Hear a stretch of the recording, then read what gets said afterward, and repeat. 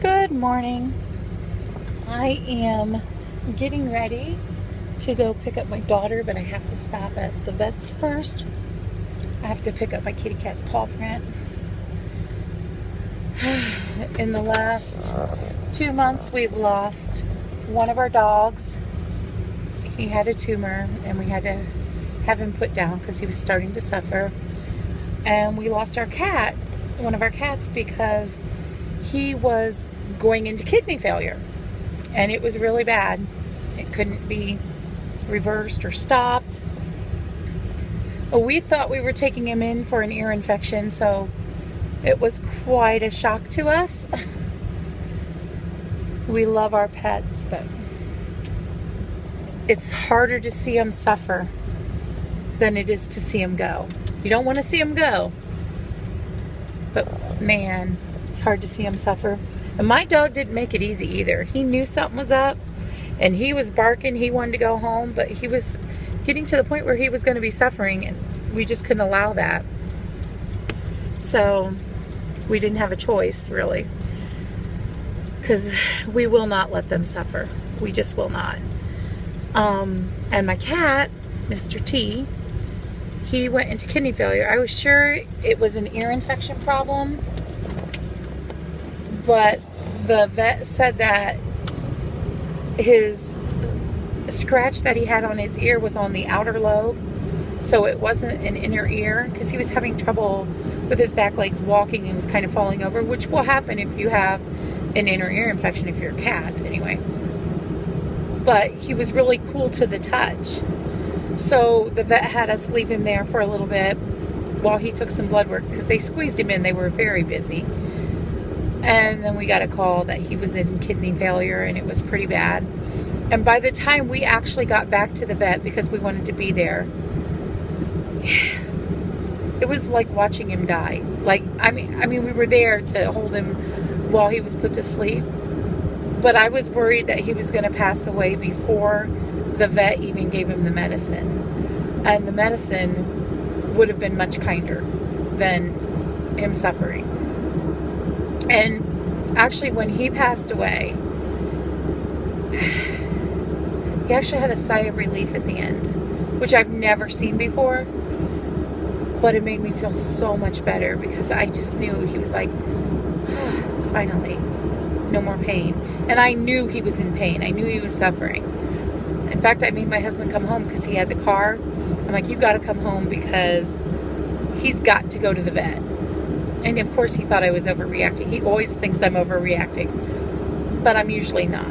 The last 2 times we lost pets, I'm like, I don't know why you think I'm overreacting.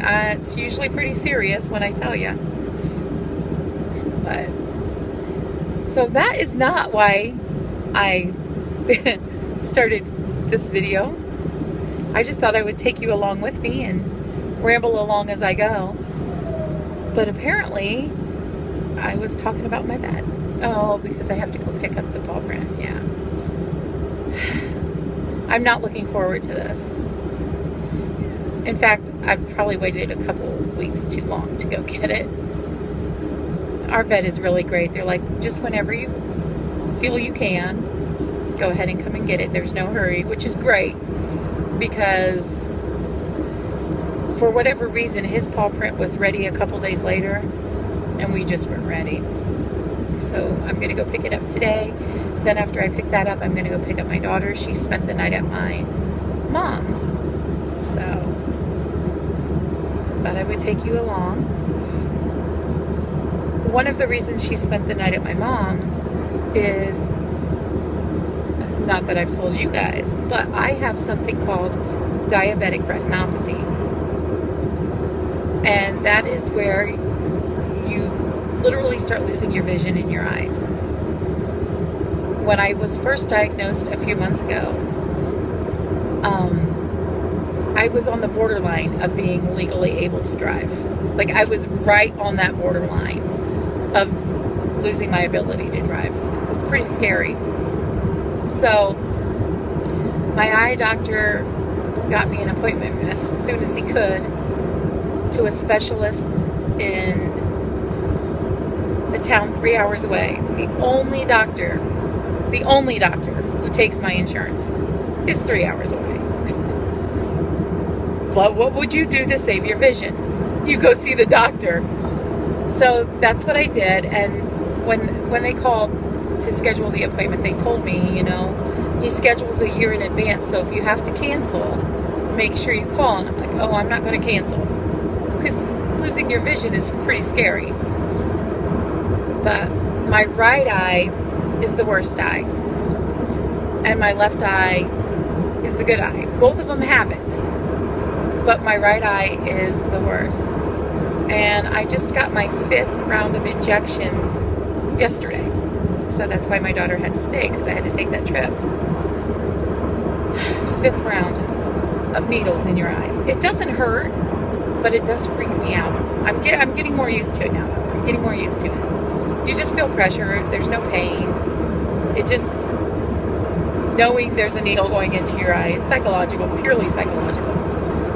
But when I first started going to see him, the vision in my right eye was 21,000, which meant I could not see 2 fingers in front of me, 2 feet in front of me. And my left eye, which is my good one, was 20/50. And everything was blurry. There was one time that I actually passed a bus. I felt horrible. My daughter was with me too. She's like, Mommy, you passed the bus. I'm like, I didn't see it. I didn't see their flashing lights in time. I just didn't see it. And sometimes I can't tell if a green light is a green arrow or a green circle, because the arrows look like a circle to me. But it's getting better. When I went yesterday for my injections, my vision had improved quite a bit. My bad eye, my right eye, is now 2400, and my good eye is now 20/25. So I did still have to get the injections yesterday, but I'm hoping, praying, that by next time, hopefully I won't have to get an injection in my left eye.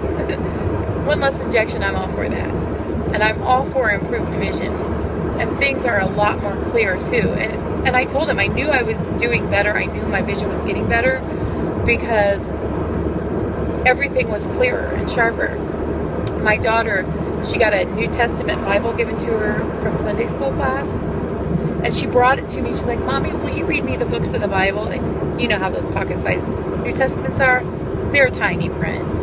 And I'm like, sweetheart, I can't read that. Unfortunately, even with my glasses, I wouldn't be able to see it. And I opened it up and I'm like, well, wait a minute. I can see it. And I can see it clear without my glasses. So I read her the books of the Bible, but I was just so excited. So I kind of couldn't wait for my appointment yesterday. Normally I dread them, but I couldn't wait to see how much they had improved.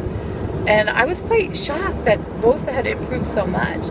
And I knew the bad eye was improving too, because when I watch videos, if I cover my good eye, like your faces, I can kind of see the right side and outline of it, but it's all blurry. Like there's no detail. No, you can't see the eyes, nothing like that. It's just a blurry face. But with both eyes, it's sharp and clear, and your faces aren't distorted anymore. And they used to be distorted. In fact, my pastor, he looked like Groucho Marx to me. I sit in the back row, and it's not that far from the pulpit, but it's far enough. But he just looked so weird to me because the one side of his face was so distorted from my vision. And I don't know if you guys can hear this. The wind is pretty loud, so I'm going to stop this, and I may have to pick it up later. Sorry, guys.